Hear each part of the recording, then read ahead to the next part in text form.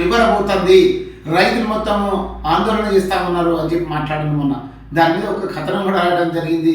అసలు వీళ్ళకి ఏమైంది అని ఎర్రగడ్డ పంపించాలా అని చెప్పి.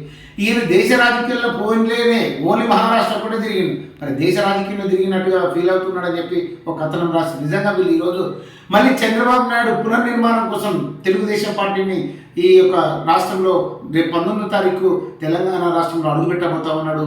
మళ్ళీ తెలుగు తమ్ముళ్ళు కొత్త ఉత్సాహాన్ని నింపే ప్రయత్నం చేయబోతున్నాడు. దాన్ని దృష్టిలో పెట్టుకొని ఇప్పుడే నిప్పులు జరుగుతూ ఉన్నారు. అందుకే చంద్రబాబు నాయుడు తన్నప్పులు ఉన్నాయి మాకు అని చెప్పి చంద్రబాబు నాయుడు ఇక్కడైతే ఈ పునర్నిర్మాణం చేస్తే మాకే లబ్ధి జరుగుతుందని మాట్లాడుతున్నారు. కాబట్టి ఏదైనా తెలుగుదేశం ఇంకా కార్యకర్తలు బలంగానే ఉన్నారని చెప్పి మొన్న తను ర్యాలీలో తెలిసిపోయింది. కాబట్టి మీరు చేసిన తప్పులే మిమ్మల్ని ఇప్పుడు వేలెత్తి చూపుతా ఉన్నారు. మిమ్మల్ని ప్రజలు వేలెత్తి చూపే రోజులు వస్తాయని చెప్పి కూడా తెలియజేస్తా ఉంది. ఏదైనా ప్రజాస్వామ్య ప్రజాబద్ధంగా రాజ్యాంగబద్ధంగా నడుచుకుంటేనే 4 కాలాలు ఆ పార్టీలు కాలయానం చేస్తాయి.